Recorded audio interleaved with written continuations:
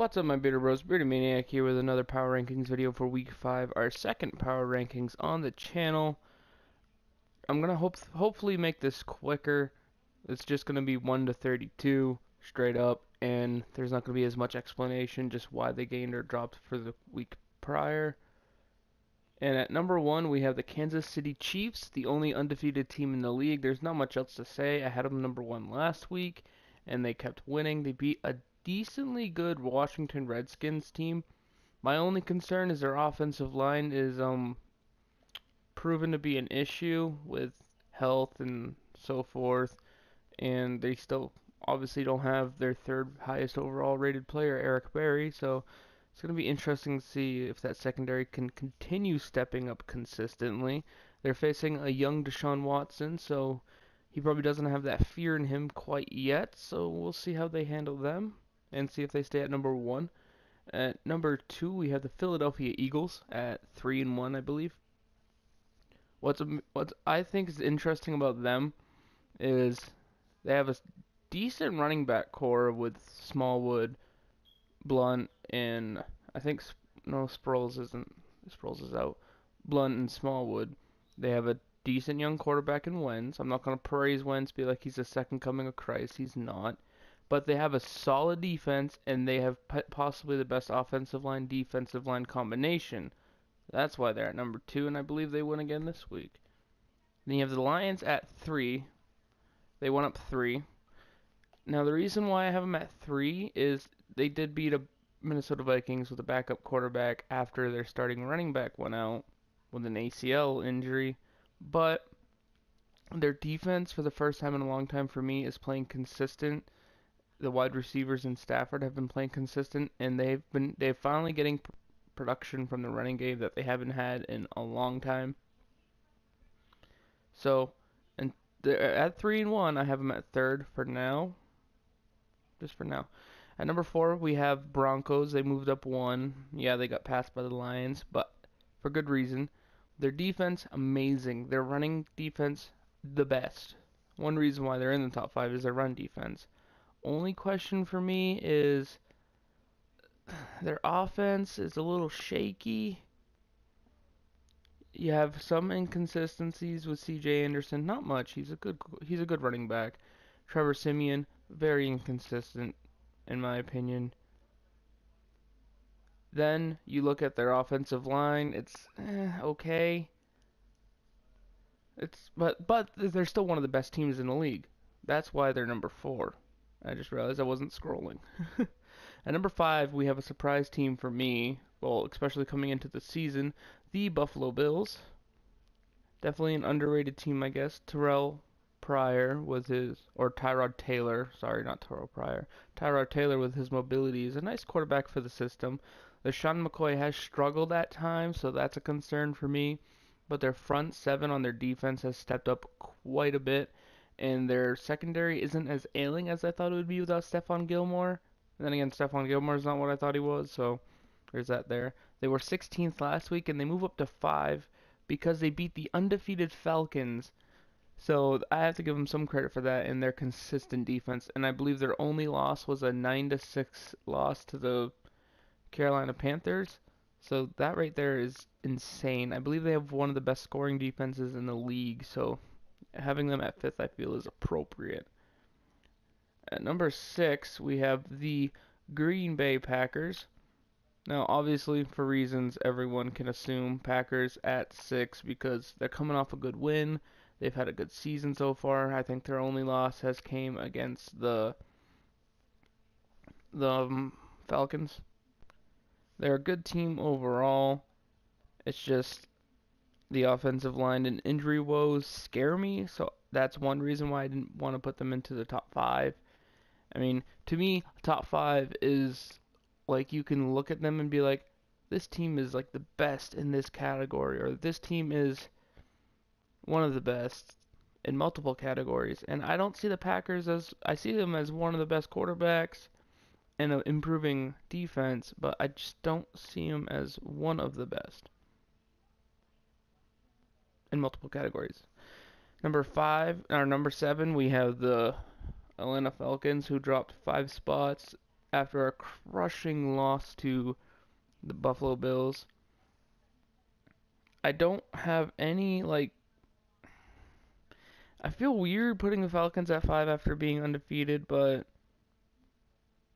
that's just how it is. They had a tough loss. Devontae Freeman, they've been just not clicking. I don't know why they're not clicking, but you look at their undefeated record, and there's blemishes all over the board. You have the close one against the Lions last week, which they almost lost, which would put the Lions at undefeated. They have that they lost to the Bills, and they've had too many close games for me to put in the up there after such a tough loss. You have at number 8 the Steelers, coming off a tough loss a couple weeks ago to the Bears. They rebounded to play the ailing Ravens. They lead the division by a whole game. They're 2-0 in the division so far, which is nice.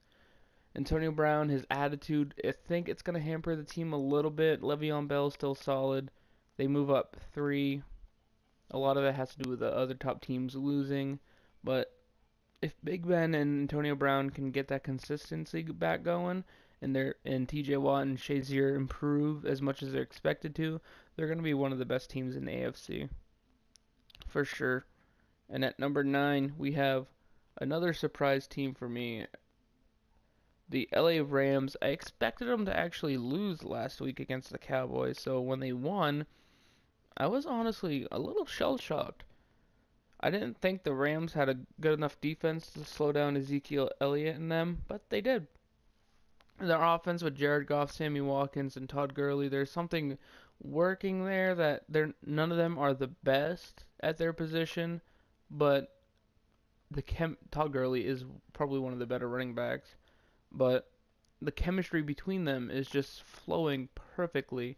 You have a solid offensive line, and you have Aaron Donald on defense, who's just crazy. The secondary's playing their minds out right now, so I gotta give them that. They move up 5 to number 9.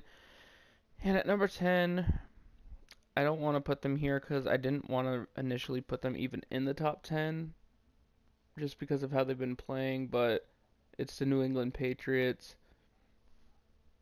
Tom Brady, 10 touchdowns, no interceptions. Gronkowski, lots of plays. Danny Amendola, 100 and something yards. I think it's like 180 yards, and he missed a game, so he's on pace, or would be on pace for almost 1,000. Malcolm Butler got his first interception last week, but Stephon Gilmore with a critical hands to the face penalty for the second time in a game on a drive where you would have stopped Cam Newton with a little under 3 minutes left and gave Tom Brady the ball in a tie game. But no, you commit hands to the face, you can't communicate, and you're on pace to give up the most yards in league history. Their defense, if their defense was even average, they'd probably be 4-0 or 3-1, because I can't take credit away from the Chiefs. They'd probably be 3-1 and sitting in the top 5. But their defense is so bad that it personally wants me to sink them so much down further. But there's other teams so much worse. And at number 11, the team that just beat the Patriots, the Carolina Panthers, they moved up 8 spots after the Patriots dropped 7, so they got a lot closer. They moved up 8 because I do like how Cam Newton stepped up in his performance. Granted, it is against the Patriots' paltry defense. They don't really have a replacement for Greg Olsen, but the tight end that has been stepping up has done exactly that, been stepping up. Their running backs are doing really well. Stewart seems to be struggling a little bit, but I like Christian McCaffrey. Their defense, I believe Luke Kuechly is probably the one linebacker in the league that gets away with the most penalties out of anybody. He could possibly punch a guy right in the dick, and the ref would be like, "Oh, haha, good joke." Yeah, their defense has been stepping up, so I gotta give them credit for that. That moves them up into 11th. At number 12, we have the Seattle Seahawks, who moved up 10. At number 13, we're gonna do the top 15 probably reasons. Russell Wilson's really stepped up. I like their offense. Offensive line is still an issue. At number 13, we have the Dallas Cowboys. Their run game struggles against the Broncos were surprising. They were supposed to have one of the best offensive lines in the game. They're supposed to have one of the best running backs in the game, so the fact that they struggled really shows something. Their defense hasn't stepped up as much as I thought they would, and there's that. Houston Texans at 14, move up 3. Deshaun Watson is one of the best young quarterbacks in the league, and with injuries to other people in the division, like Mariota, Andrew Luck, and so forth, I feel like he's the best quarterback in that division right now. Definitely the best quarterback starting this week for the division. At number 15, I struggled with this one, Minnesota Vikings. Dalvin Cook went down, and he's out for the rest of the year with an injury. Sam Bradford's still gone. Latavius Murray's battling an injury, so he's going to be stepping in at starting running back. Other than that, Jarrett McKinnon, I don't know if I like that stable, McKinnon and Latavius Murray. I like Latavius paired with Dalvin Cook because he had an experienced runner with a powerful rookie. But now that they lost Dalvin Cook, I'm worried about the run game. Granted, they got two of the league-leading receivers in Stephon Diggs and Thielen. Adam Thielen, I believe is his name. Xavier Rhodes has been playing pretty solid, giving up some big plays, but not many. I believe they're going to drop, but because I don't believe their offensive pass game can keep up the consistency with the lack of a Dalvin Cook out there. It's kind of sad, though. At number 16, this was a tough team to place just because they've shown up some weeks and they've disappeared other weeks, and it's just frustrating as a game picker in a power ranker, I guess you could say. Their offense, I like, minus Blake Bortles. Leonard Fournette has been playing solid. You got Allen Hurns, Lee, and Robinson is sorely missed in this offense. Their defense has been playing really good. Calais Campbell, Posluszny, AJ Bowie, Miles Jack. They have a good defense, but usually one week it's like, oh, the Jaguars dominated, and then the next week it's like, oh, the Jaguars fizzled. So I want to find some more consistency. Until then, they're in the middle of the pack. Also, side note, the Texans did move up 3 to 14 because they stumped the Titans and scored over 50 points for, I believe, the first 50 burger of the year, so congrats to them. The reason why I say that is because at number 17, we have the Tennessee Titans. Their defense has been disappointing at best. I believe if they kept McCourty and still signed Logan Ryan, their secondary would be a little better. Granted, they are still young. Their offensive line is one of the best in the league. They got DeMarco Murray and Derrick Henry, probably the best 1-2 power running back combo in the league. They had Delaney Walker, one of the most underrated tight ends in the league. But with Mariota out, they have Matt Castle, and they signed Bryn Whedon at quarterback. So you have those two. Yeah, that's going to be interesting. I believe I'm not going to completely dismiss the Brandon Whedon signing. I just believe he's too similar to Matt Castle to why would you sign someone like exactly like Matt Castle? Shouldn't you have signed someone who's more like Marcus Mariota? There's the whole Colin Kaepernick issue. You could have kept the same exact playbook that you had for Marcus Mariota with Colin Kaepernick and probably still been successful. Right now, I believe they're muddled in the division, but without Mariota, and it depends on how long he's out, they might slip and fall even further. Speaking of injuries to quarterbacks, with Derek Carr out for an extended period of time, I have the Raiders slipping to 18. Marshawn Lynch has disappeared the last few weeks, and their defense hasn't stepped up enough to make up for it. At number 19, we have the Baltimore Ravens. They're one of those teams where their defense played lights out the first 2 weeks, and then the Ravens have just disappeared the last couple weeks. I think they scored a combined less than 20 points the last 2 weeks against the Steelers and Jaguars, where if you look at the Steelers and Jaguars defense, there's no excuse for that. At number 20, we have the New Orleans Saints. Willie Snead. They're on a bye week this week, so it's going to be harder to place them next week. Coming off a bye, do they pass someone who lost or no? Do they get passed by someone if they win? who knows? Drew Brees gets Willie Snead back, which is good. Michael Thomas has been playing amazing. Adrian Peterson, huge disappointment. But Alvin Kamara is. I love Alvin Kamara and how he's played for the Saints. The Saints defense has been stepping up, so I do give him credit for that. That's what earns him a top 20 spot right now. The bottom is going to be pretty clear pretty soon. At number 21, Saints did gain 7 spots. At number 21, you have the Washington Redskins. Tough loss to the Chiefs. They dropped 3 spots for me from 18 to 21. Reasons, there's some injuries I'm concerned about. Their defense, like other teams, has been wildly inconsistent. Cousins has been there and out, not just game to game, but like drive to drive. He's just been there, and then he's just been gone, and it concerns me dearly. I don't have Cousins in as high of a regard as other people, and I do like Jordan Reed. But one reason why they dropped is Josh Norman, I believe, has a bruised lung or something like that. So if he's out, that defense is going to be hurting, and I just don't know. Don't know if they can overcome that right now.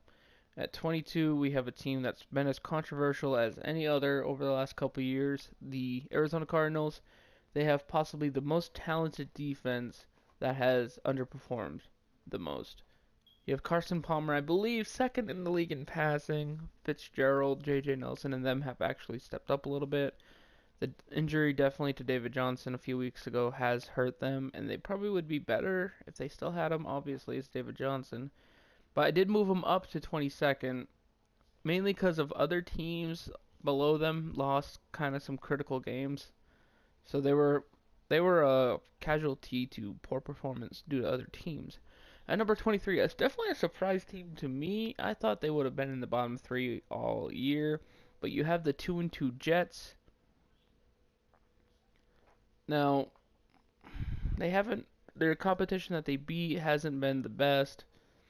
Their run defense has been really good. Bilal Powell, I give him credit for the 100 and something yards from last week, but part of it was because people thought he was down, and he wasn't, so he just got up and ran like an extra 50 yards. And by the time people reacted, it was already over, so you could call it a fluke, but I gotta give him credit, so I bump him up to 23rd compared to where they were. At 24th, we have the team that tonight is possibly going to beat the New England Patriots if their offense can get together. The Bucks, the Tampa Bay Buccaneers. I love their offense. I do love it. Doug Martin comes back. You have Mike Evans, Deshaun Jackson, O.J. Howard, Jameis Winston, some of the best young talent in the league. Sans Deshaun Jackson because he's not young. Our offensive line is solid. What worries me the most is T.J. Ward. 2 of their starting safeties are doubtful. One of their starting linebackers is doubtful, and I think one of their starting linebackers is also out. So you have that defense with so many injuries going against Tom Brady, and that honestly worries me to the point to where I cannot rank them too much until those players start to get healthy and they start to win more games. Credit Brent Grimes for actually having a solid season at his age. At number 25, we have the Cincinnati Bengals, I believe, getting their first win of the year against the Browns. So I can't rank them too high. 25, I feel like, is pretty good for them because they played like absolute dog shit. Why am I going this way? They played like absolute dog shit the first couple weeks. They stepped up against the Packers, and last week they stepped up some more. I want to see some more consistency before I start placing them higher. Maybe another win or two, and they'll be up in the top 20. We'll see. At number 26, we have the Chicago Bears. They're making the switch from Glennon to Trubisky, so I believe they're trending upwards, even though they dropped 5 spots. But they had such a tough loss. Their defense is playing terrible. Their offense has done close to nothing. They got almost nothing at wide receiver, and it's just concerning. I believe they're going to keep dropping unless Trubisky is who they expect him to be. I don't believe he's good enough to help them that much, but who knows. At number 27, we have the Dolphins, who dropped 4 spots. They had a good opening week, but since then, Jay Cutler, I believe, has cost them the last 2 games. He's been playing like absolute dog shit. Their defense has been decent. Devontae Parker and Jarvis Landry should be stepping up, but with Jay Cutler at quarterback, your wide receivers are going to be limited. At number 28, this one's weird because they're coming off a loss, but I believe the other teams below them, their losses hurt even more. You have the 1-3 Indianapolis Colts. I loved how Jacoby Brissett's been performing for them after only being on the team for a couple weeks. T.Y. Hilton's still doing good. Jack Doyle's doing okay, but Frank Gore, he's going to keep being manhandled as long as their offense passing game can't pick up. Their defense has underperformed, but not as bad as it has in the last couple years at points. So, congratulations. Colts 28th. They might pick it up. If they win, they might crack a little higher. That'd be nice to see. The bottom four, 29th, 30th, and 31 and 31st, are all teams that through the first quarter of the year have not won a single game. And I'm ranking them down there because they have not won a game. So I can't give them credit if they have not won a game. I'll start with the teams that I believe have a better chance of winning, and that being the New York Giants, because they do face the Chargers, so whoever wins this game moves up above the other, or stays above the other if you're the Giants. Eli Manning has been extremely disappointing this year. Odell Beckham, maturity issues have shown up yet again. Brandon Marshall, non-existent. That defense, I believe will come around. I believe they found a franchise running back, or at least a bell cow in Gallman. I believe he is twice the running back Paul Perkins is, so I hope they give him a solid chance. And Gallman is actually one reason why the Giants are at 29 and not any lower. At number 30, we have the San Diego Chargers, who could, as everyone knows, could be 3-1, could be 2-2, but they're not. Their kicker missed one. The kicker had one blocked, and they failed. Their defense is one of the worst running defenses in the league, even with Joey Bosa and Melvin Ingram, the best left end right end combination in the league supposedly. You have Antonio Gates and Hunter Henry, one of the best 1-2 combinations at tight end. You have Phillip Rivers, a reliable quarterback. You have a bunch of reliable wide receivers. Melvin Gordon has struggled. That offensive line has struggled. The run defense has struggled. So in their own four, there's not much else to say on that. At 31, we have the San Francisco 49ers. Not much to say. Hoyer, Ben Hoyer, and Shanahan has been Shanahan, and the Niners have been the Niners. Their defense is eh. Their offense is eh. Best part about the offense, Carlos Hyde. He's a really good running back. If they cared about his career, they'd probably trade him for a draft pick or something, because they're wasting his prime years on a team that's never going to do anything. And at 32, I have a team that's actually, when Myles Garrett gets back, the Cleveland Browns obviously at number 32. When Myles Garrett gets back, maybe the Browns move up. But until then, I don't know how the offense is going to look. DeShone Kizer has struggled mightily in the first few weeks. I think part of that has to go with Hugh Jackson. I think he's part of the reason, because he's not used to coaching someone like DeShone Kizer, and he doesn't have a good system in place for him. Isaiah Crowell and Duke Johnson should be better utilized, but they're not. Their wide receivers have been injured and disappointing at best. Their defense is just complete garbage right now. So yeah, Browns at number 32. Thank you guys for watching. Don't forget to leave a like, comment, subscribe if you are new, and I'll see you next week.